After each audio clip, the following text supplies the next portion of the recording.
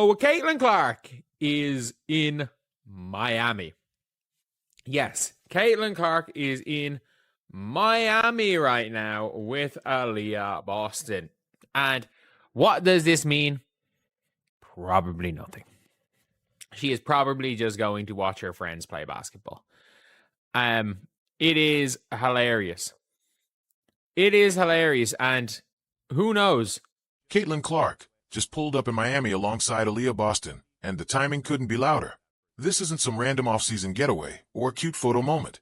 It's unfolding as Unrivaled's ratings are slipping, as CBA negotiations hit a wall, and just days before the biggest weekend in that league's brief history. Coincidence? Maybe. But when you line up the calendar with what's happening behind the scenes, this starts to look like something much bigger. Her rocking up to Unrivaled. If she rocks up to a game, and by the way, Lexi Hull, this, if you guys don't know, Friday is going to be the most watched day of Unrivaled because, yes, I get it, Paige isn't playing, but Aaliyah Boston's playing. You've got Lexi Hull. Angel Reese is playing, and Caitlin Clark might be there. Caitlin Clark might be there. There is a possibility that Caitlin Clark... Friday's Unrivaled matchup already has serious star power Aaliyah Boston, Lexi Hull, and Angel Reese all on the floor in the same game. That alone makes it the most loaded lineup the league has put together so far. But now there's a legitimate chance Caitlin Clark could be in the building too, not suiting up, not stepping into the booth like Sabrina did, just sitting courtside. And if that happens, Unrivaled could be staring at its biggest viewership spike yet, by a wide margin. Because when you actually look at the numbers, Clark's presence doesn't just move the needle, it resets it. Indiana the entire time. And Unrivaled, obviously, when it comes to their ratings, they haven't been good. But, like, I'm sorry. Caitlin Clark, if it's known that Caitlin Clark is going to be there, she doesn't even have to play. If it becomes a thing where Caitlin Clark is going to be there, and Angel Reese is playing as well, at the end of the day, we're now at the stage where this is going to be the most viewed 5v5, or this is going to be the most viewed day of Unrivaled ever. Indiana has been her home base ever since the season wrapped up. Sure, she's had appearances and obligations, but nothing that specifically required Miami, and definitely nothing that required this exact weekend. The same weekend Unrivaled could really use a ratings jolt. So either this is the most perfectly timed random trip in recent sports memory, or there's some strategy involved.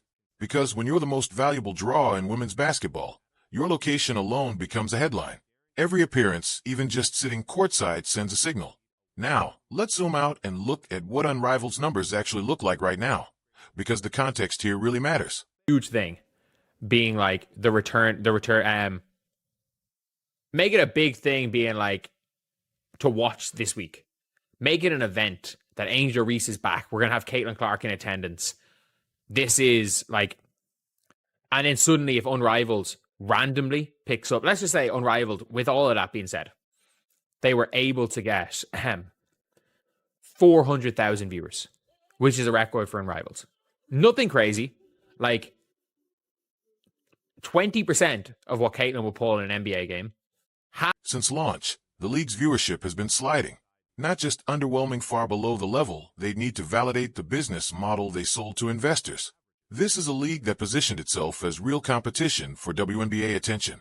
Yet the current numbers wouldn't even stack up to a strong regular season Indiana Fever broadcast.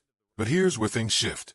If Caitlin Clark shows up to that Friday game, and it's treated like an event, if Unrivaled promotes Angel Reese's return and Clark's courtside presence as a must-see spectacle, you could realistically see viewership push toward 400,000. Now, put that in perspective. That's still a fraction of what Clark draws in a typical WNBA spotlight game. It's below what Angel Reese can help generate in a marquee matchup. But for Unrivaled, that would be a record-level surge. The kind of number that changes headlines, reframes the narrative, and suddenly makes the investor pitch feel a lot more believable. It becomes serious for the league where they're like, oh shit, you know, if they do get Caitlin, we might be fucked. I was like, you know what? They might actually kind of have a bit of leverage, because if they do get Caitlin, anything can happen. It's like they've got Angel back, like, because I mean this as well. I don't think the league, I think the league didn't respond to anything because they wanted to wait till they saw Unrival's numbers. And Unrival's numbers have been horrific. The ratings have been horrific.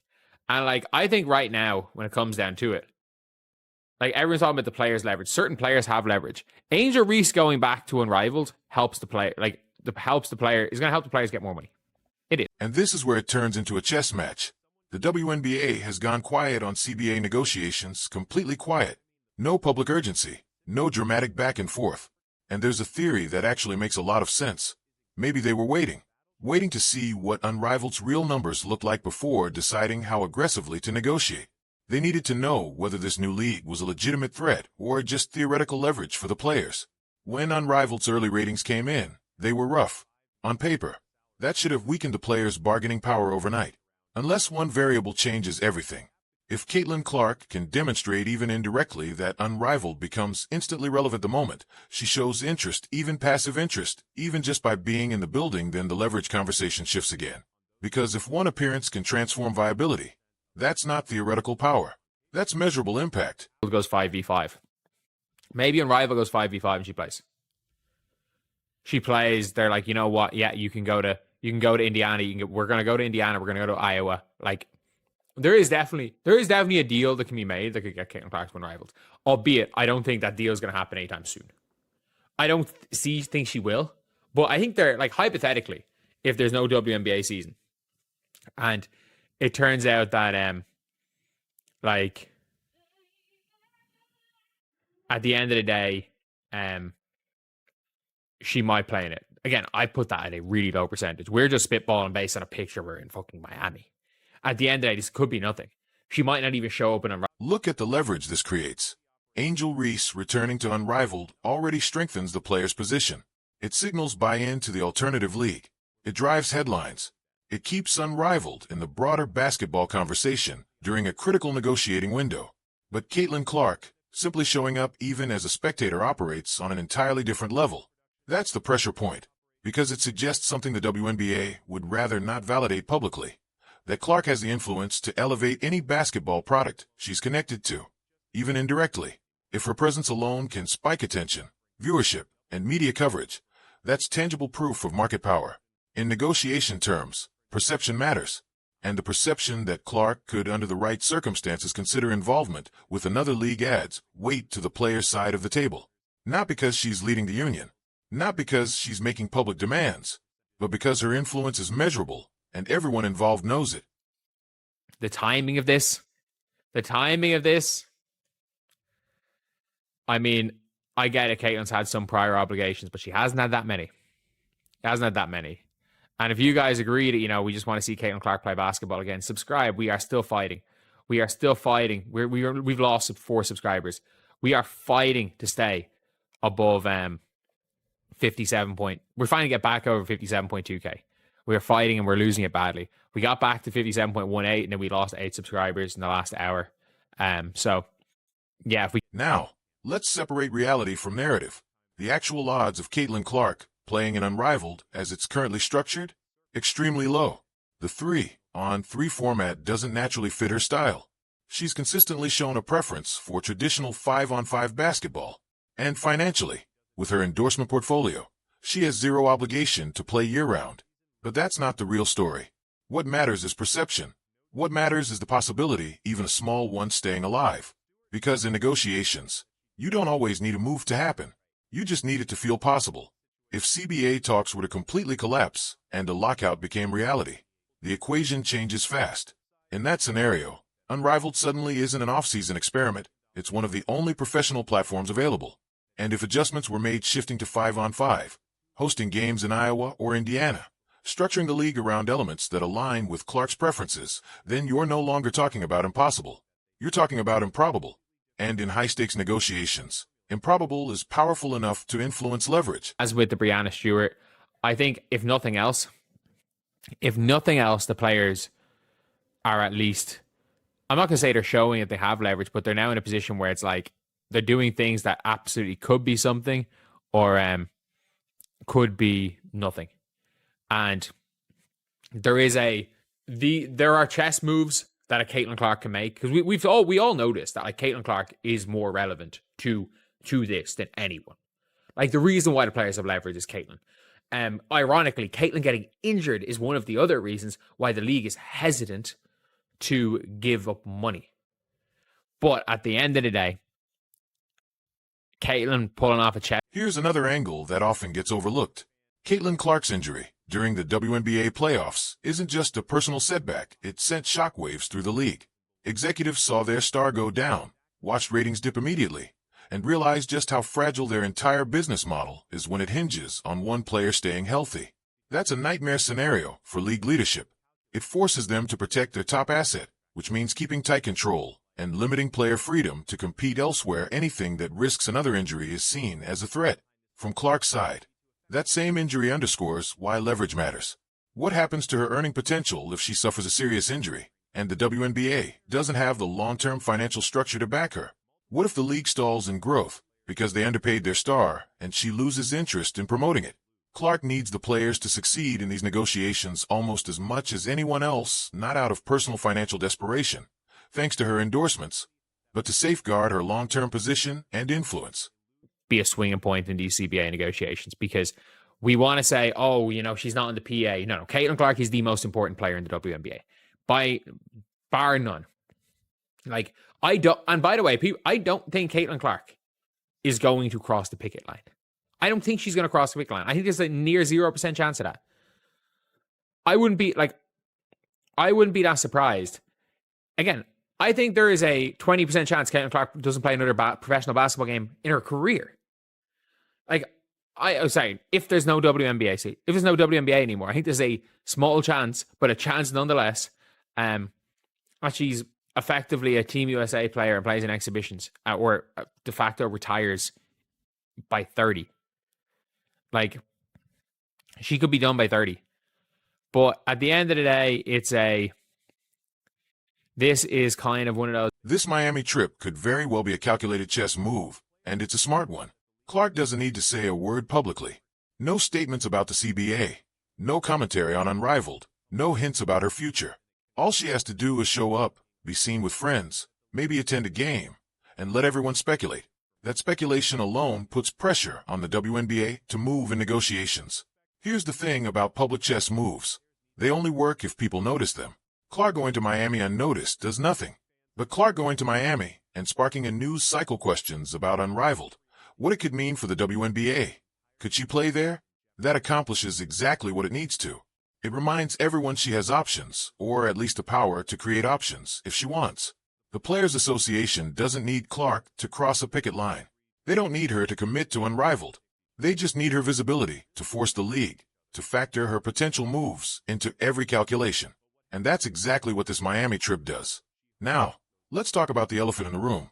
There's a real, if small, chance, maybe 20%, that Caitlin Clark never plays another professional basketball game. Sounds insane, right? She's 22, just had a record-breaking rookie season, and is the biggest star in women's basketball. How could she walk away? But consider her position. She's already financially secure from endorsements. She's achieved unprecedented fame and recognition. She's dealt with more scrutiny, pressure, and physical targeting than almost any rookie ever. If a WNBA season disappears due to a lockout, she gets a full year off. Time to live, to do Team USA commitments, to maintain endorsements, and avoid the nightly grind of professional basketball. What if she enjoys that year off? What if she realizes the trade-off isn't worth it anymore? By 30, she could effectively retire, play selective exhibitions, and still be the face of women's basketball, an extremely comfortable life, without compromising her influence. That possibility, however small, is another form of leverage. From a negotiation perspective, this Miami trip is fascinating. Every party benefits from the ambiguity. Clark maintains her leverage without committing. The Players Association strengthens its negotiating position without Clark publicly leading the charge. Unrivaled gains attention. Speculation about Clark's attendance drives more interest than any marketing campaign. Even the WNBA benefits, in a strange way, by staying in the news cycle and reminding everyone of the stakes. The only ones who don't benefit? WNBA executives trying to control the narrative and suppress salaries. Moves like this highlight just how much power has shifted, especially to one player. Remember, Unrivaled launched with hype, investment, big names, and state-of-the-art facilities. But they miscalculated. WNBA stars alone weren't enough to drive viewers. The recent ratings explosion was about Caitlin Clark specifically. Without her, Unrivaled is just another niche league fighting for attention. Those poor ratings initially gave the WNBA the leverage to dig in during CBA talks. See? No real alternative. You need us more than we need you. For most players, that's true. But not for Clark. Her potential involvement even as a spectator is massive. Think about her position. She isn't leading the Players Association. She isn't publicly campaigning. But she has the most to gain or lose. If the WNBA locks in a deal that suppresses salaries, Clark's endorsements protect her personally. But the league's growth could stall if other stars leave. If the players push for a strong deal but it costs a year of her prime, she risks losing momentum. Clark is threading an incredibly delicate needle, supporting the players without alienating the league, maintaining marketability without appearing above the labor fight, keeping options open without burning bridges. And this Miami trip? If strategic, it's a masterclass in leverage. She's not demanding anything. She's not issuing ultimatums. She's just visible, and that visibility alone drives speculation. Right now, reporters and insiders are reading tea leaves. The WNBA offers no updates. The Players Association is quiet. Clark isn't holding press conferences. Every post, every trip, every interaction becomes significant. Just showing up in Miami is news. Watch her interactions closely. They seem casual, probably nothing. But what if they mean something? That ambiguity is exactly the leverage she wants. Be certain, and the story loses tension. Be vague, and the pressure mounts. Clark has been strategic all season. Selectively visible, mostly out of the spotlight. So when she does appear, it's noticed, not routine, a choice. Modern athlete leverage doesn't need threats, demands, or negotiations. It requires unpredictability. And the WNBA cannot take Clark for granted. They can't assume she'll show up and play regardless of a deal. They can't assume she won't explore alternatives if standards aren't met. They can't assume the league works without her. Scott Agnes predicted this. Clark arriving in Miami guarantees coverage. And whether intentional or not, it shifts the negotiation landscape. For the WNBA, this is uncomfortable. They can't dictate her vacations, demand statements, or publicly complain without looking controlling. They can only watch as speculation swirls. This dynamic will continue. Every unexpected appearance, every photo with outspoken players, every signal becomes a news cycle. Each cycle reminds everyone that the WNBA's recent success rests on a fragile foundation, one that could crack if negotiations aren't handled carefully. So, strategic or coincidental, the effect is the same. Speculation exists, pressure exists, Clark's leverage exists. In negotiations, perception often outweighs reality. If the league believes Clark is keeping options open, they have to factor it in regardless of her actual intentions. So what do you think? Is Caitlin Clark subtly supporting the player's position without publicly committing? Or is this just a vacation everyone's reading too much into? And if you were advising the WNBA, how would you respond to this ambiguous but potentially game-changing signal from your most valuable asset?